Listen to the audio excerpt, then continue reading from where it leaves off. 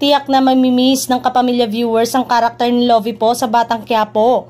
Makalipas ang isang taon, nagpaalam na siya sa primetime series ng ABS-CBN. Nasanay na ang televiewers na gabi-gabing napapanood si Mokang, kaya siguradong mangungulila sila sa presence ng aktres. May mga project na gagawin si Lovie. Sa pag-alis ng aktres, isang mahusay na kapamilya star ang bagong cast member at posibleng maging love interest ni Coco Martin. Ang taping ng Batang Quiapo ang gagampanan ng aktres na ang role ay panganay na anak ni Olga. Posibleng bagong leading lady ni Coco ang hula ng ilan. Tiyak umano marami ang magugulat at magiging masaya dahil hindi inaasahan ang pagiging cast member niya ng Batang Quiapo.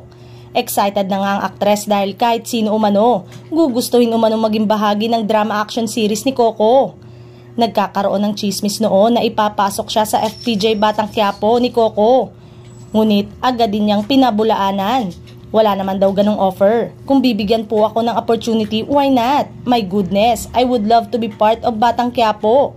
Samantalang nakatakdang harapin ni Tanggol ang isang bagong karakter, kasabay ng simula ng pinakamalaking dagok sa kanyang buhay ngayong wala na si Mokang.